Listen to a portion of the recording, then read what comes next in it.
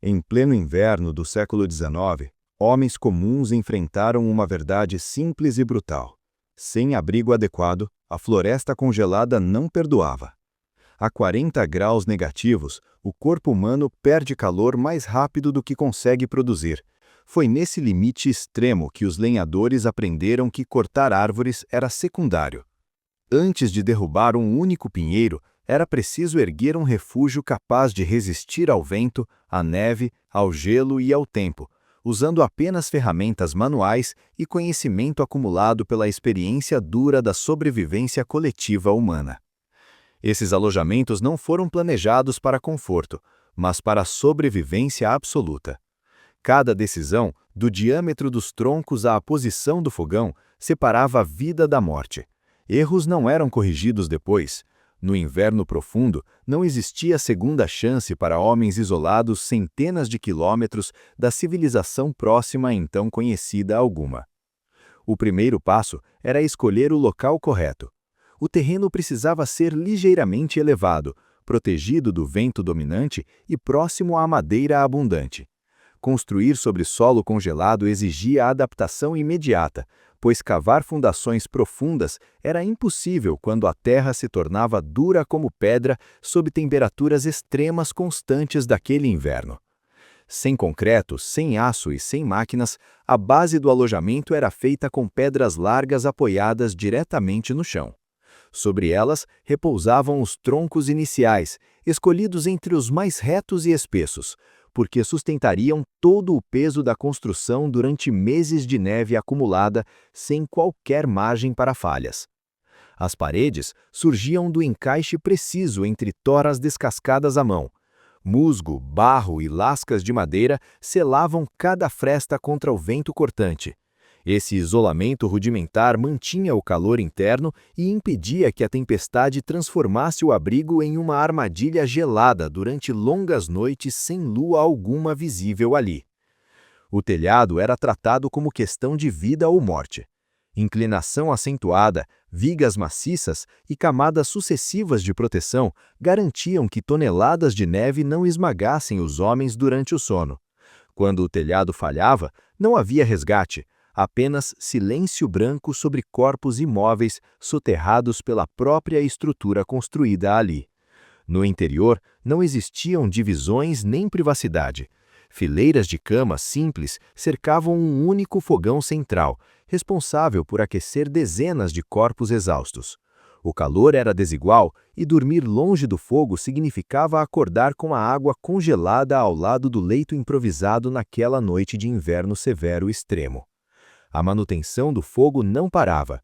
Um homem acordava a cada poucas horas para alimentar as chamas, porque permitir que o fogão se apagasse podia condenar todos. A sobrevivência dependia menos da força física e mais da vigilância constante durante madrugadas longas e frias repetidas sem descanso real algum. Esses alojamentos improvisados não representavam progresso ou conforto, representavam a adaptação extrema. Foram construídos rápido, sob pressão, e pensados para durar apenas uma estação. Ainda assim, salvaram incontáveis vidas e permitiram que homens enfrentassem o inverno mais mortal da floresta, sem proteção externa, auxílio imediato, esperança visível alguma naquele período histórico.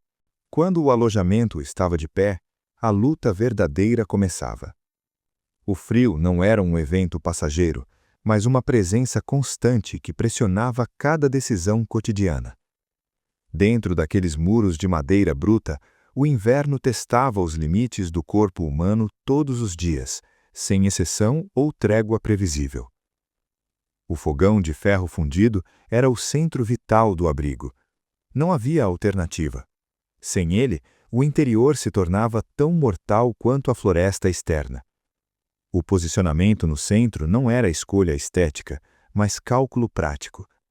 O calor precisava alcançar o maior número possível de homens antes de desaparecer nas paredes geladas e no telhado coberto de neve pesada.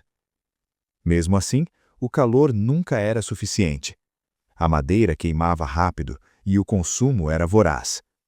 Manter o fogo ativo exigia disciplina coletiva absoluta. Um único descuido podia fazer a temperatura cair perigosamente em poucas horas. Durante a noite, quando o corpo desacelerava, o risco era ainda maior e silencioso. A função de alimentar o fogão recaía quase sempre sobre o mais jovem do grupo. Ele dormia pouco, acordando repetidas vezes para avaliar as chamas, o som do metal aquecido e a quantidade exata de lenha necessária. Exagerar podia provocar incêndio.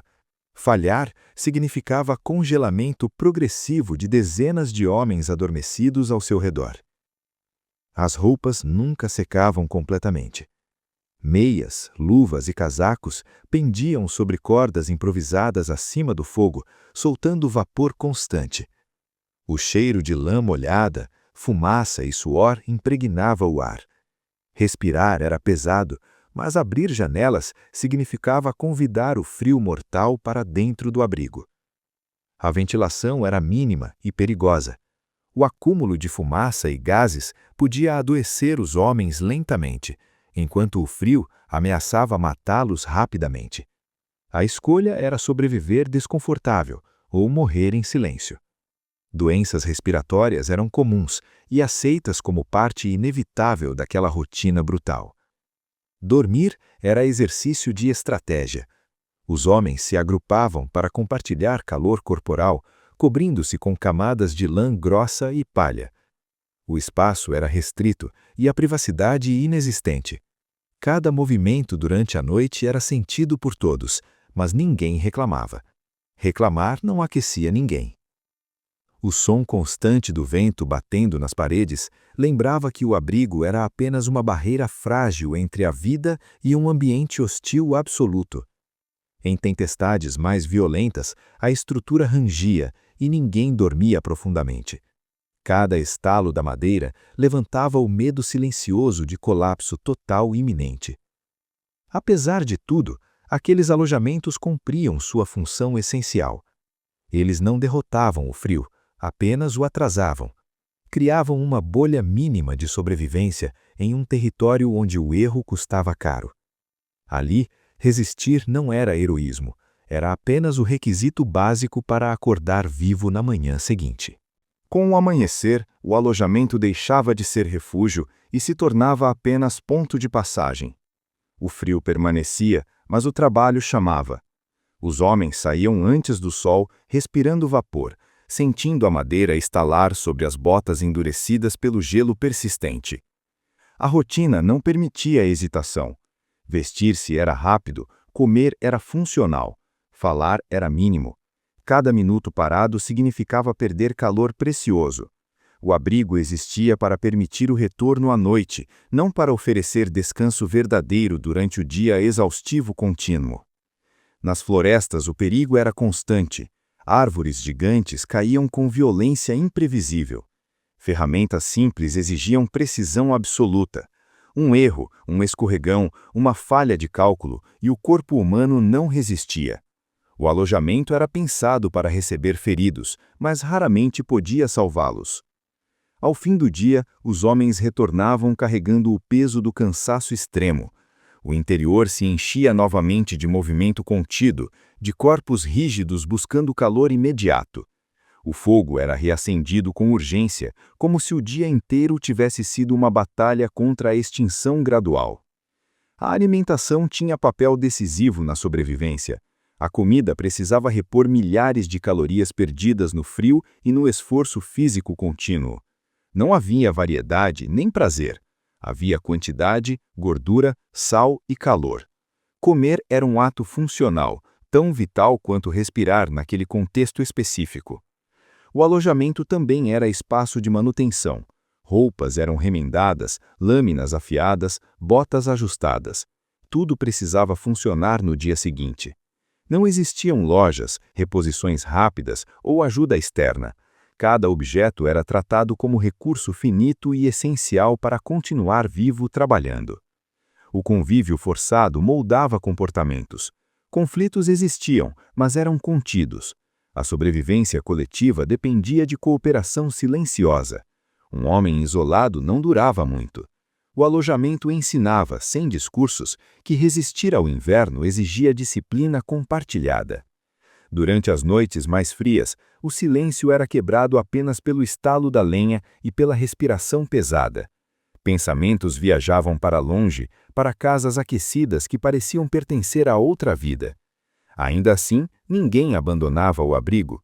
Sair significava morte quase certa. Esses alojamentos não criavam conforto emocional, criavam continuidade.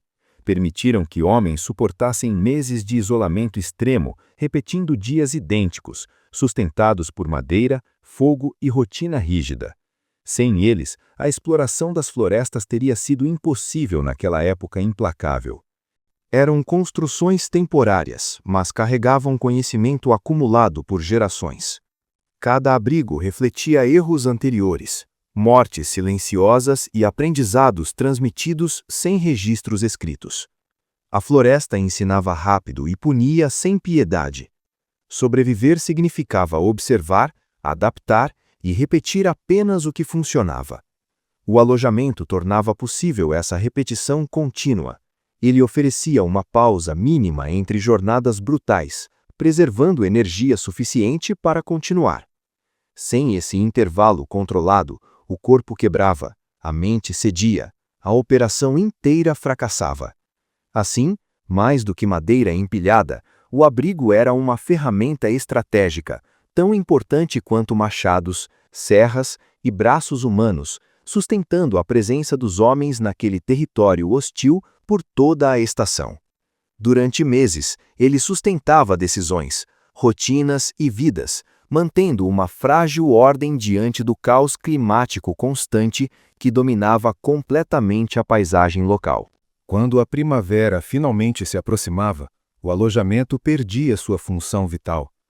O degelo chegava devagar, revelando lama, troncos cortados e marcas profundas de meses de sobrevivência forçada. O abrigo, antes centro da existência, tornava-se silencioso, quase irrelevante. Os homens desmontavam o que podiam aproveitar. Portas, pregos, ferragens e ferramentas eram recuperados. Nada era desperdiçado. O restante ficava para trás, entregue ao tempo, à umidade e aos insetos. Aqueles alojamentos nunca foram feitos para durar além do inverno. Com o avanço da tecnologia, esse modelo desapareceu. Trilhos, motores e novas formas de transporte reduziram o isolamento extremo. A floresta deixou de exigir permanência prolongada. Os alojamentos rústicos perderam sentido econômico e estratégico, sendo abandonados sem cerimônia. Poucos resistiram fisicamente. A madeira apodreceu, os telhados cederam e a neve terminou o trabalho iniciado pelo tempo. Hoje, quase nada resta além de registros, relatos e memória oral. Ainda assim, o impacto dessas construções permanece profundo. Esses abrigos representaram uma resposta direta ao ambiente. Não romantizada, não idealizada. Foram soluções duras para problemas reais. Ensinaram que sobreviver exige adaptação precisa, observação constante e respeito absoluto às limitações do corpo humano. Cada detalhe refletia tentativa e erro. O formato alongado, o fogo central, o isolamento improvisado. Tudo existia porque alguém falhou antes. Cada melhoria custou desconforto, doença ou morte. O alojamento era, portanto, um arquivo físico de aprendizado coletivo. A história desses homens não está apenas no trabalho pesado, mas na engenharia simples que os manteve vivos. Em condições extremas, a arquitetura se torna ferramenta de sobrevivência. O abrigo certo permite continuidade. O abrigo errado encerra histórias prematuramente. Mesmo no mundo moderno, essas lições permanecem válidas. Ambientes hostis continuam exigindo soluções práticas, não promessas. Madeira, fogo e planejamento ainda salvam vidas quando sistemas complexos falham. Ao observar esses alojamentos hoje, não se deve enxergar nostalgia, mas advertência. A natureza não negocia, ela impõe condições. O ser humano apenas responde, quando aprende a tempo. Essas estruturas não simbolizam conforto perdido, mas conhecimento conquistado sob pressão extrema. Elas existiam para permitir que homens comuns atravessassem o inverno e retornassem. Cumpriram seu papel com eficiência brutal.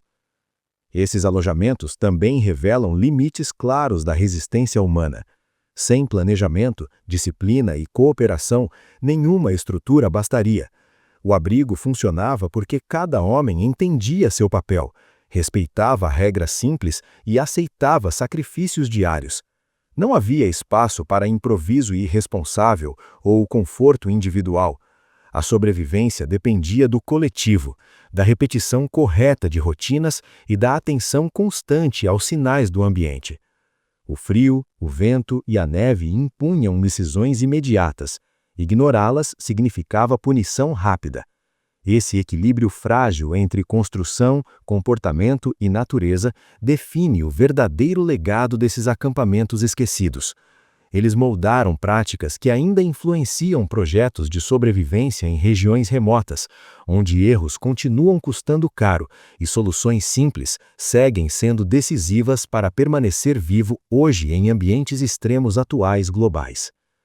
Se este conteúdo ajudou a compreender como a sobrevivência foi construída, acompanhe o canal para mais histórias documentadas sobre adaptação humana em ambientes extremos. Obrigado por assistir até o final.